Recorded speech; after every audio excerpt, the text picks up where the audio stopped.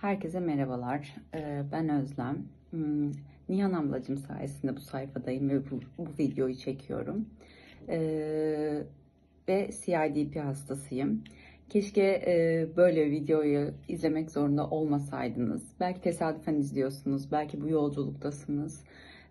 Bir şeyler araştırarak bu videoya geldiniz, bilmiyorum.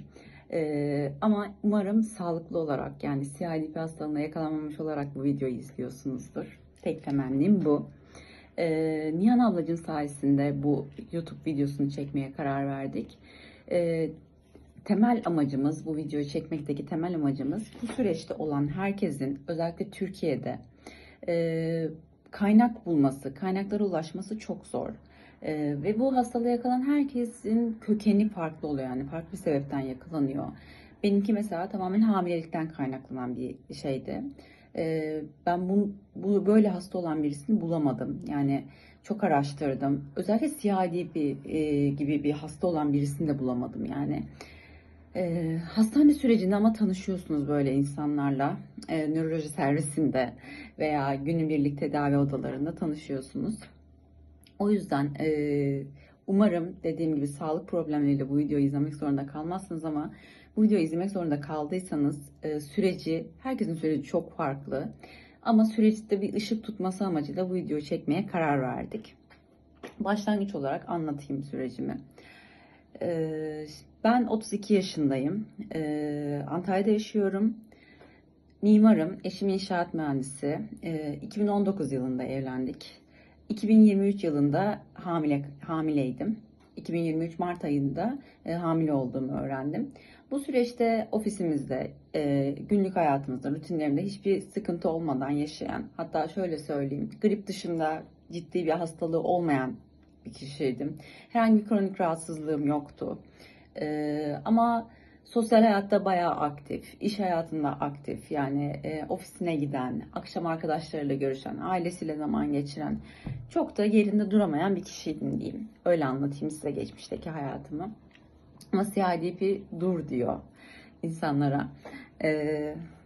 Böyle 2023 yılında Mart ayında hamile kaldıktan sonra ilk 5 ay, yani Temmuz'a Ağustos'a kadar herhangi bir sıkıntım olmadı. Ama sağ bacağımda ya da sol bacağımda, tam hatırlamıyorum, bir kasılma yaşıyordum. Bunun siyatik ağrısı olabileceğini söyledi doktorum ve hamilelikte, gebelikte bunun çok sık rastlandığını söyledi. Biliyorsunuz zaten gebeyken parol dışında ağrı kesici bile kullanılmıyor. Yani MR, herhangi bir şey çekilmiyor. Çok seni zorluyorsa bir nörolojiye gözükebiliriz veya beyin cerrahına gözükebiliriz dedi. Evet, beni biraz zorluyordu ama çok zorlamıyordu başlarda.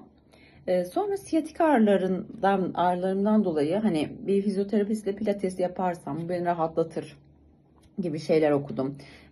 Çünkü gerçekten ben de Google'da araştırdığımda bu kadınlar kulübü sayfalarında falan siyatik ağrısının hamilelikte çok sık görüldüğünü gördüm. Fizyoterapist eşliğinde pilatese başladım. Evet, siyatik ağrılarıma faydası oldu. Ama benim esas şikayetlerim, yani çok başlangıçta bu kadar yoğun değildi bu şikayetlerim. Ağustos ayından itibaren, yani Mart ayında gebeliğimi öğrendim. Ben Kasım ayında doğum yaptım. Ama Ağustos ve sonrası aylarım çok zor geçti. Şöyle söyleyeyim, nelerde çok zorlanıyordum. Merdiven inip çıkmada. İnerken yine daha kolaydı. Korkuluk desteğiyle iniyordum yine, ama çıkarken çok zorlanıyordum. Çünkü bastığınız güç size güç vermiyor. Yani vücudunuzu bir üst basamağa taşıyamıyorsunuz. Oturduğum yerden kalkmada. Bu da aşama aşama beni zorluğa itti yani. İlk başta bir anda gelmedi, öyle söyleyeyim. Ama mesela bu hastalıklarda 24 saat içinde bile çok ciddi noktalara gelip hasta olan kişilerle de konuştum. Benimki öyle ilerlemedi. Mesela son doğuma yakın zamanlarımda, Ekim gibi falan, evde yalnızsam, bizim koltuklarımız biraz alçak. Evde yalnızsam o koltuklara oturmuyordum çünkü kalkamıyordum. Genelde yatak odasında, yatağın üzerinde falan duruyordum, takılıyordum, öyle söyleyeyim. Eşimin desteğiyle kalkıyordum çünkü o koltuklardan. O iki elimden tutuyordu ve kalkıyordum.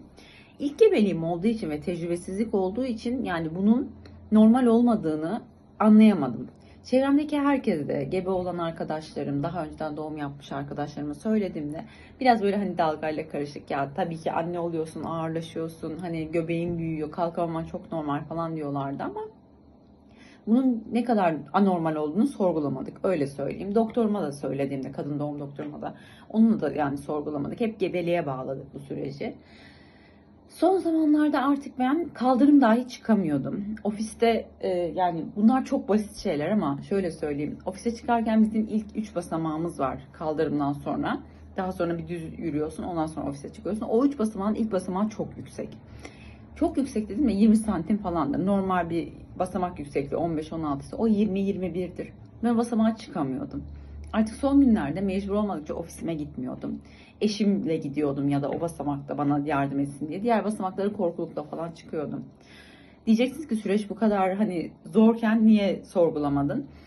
Yani bilmiyorum. Sorduğum, söylediğim, doktor desteğim. Hani herkes sürecin normal olduğunu, doğumdan sonra geçtiğini. Mesela bel ağrısı sebebiyle aylarca yatan arkadaşlarım oldu. Yani hamilelik çok farklı bir serüven ve yolculuk olduğu için başınıza her şey gelebilir ve bu çok sorgulanmıyor yani. Hamileliğe bağlanıyor genelde, öyle söyleyeyim.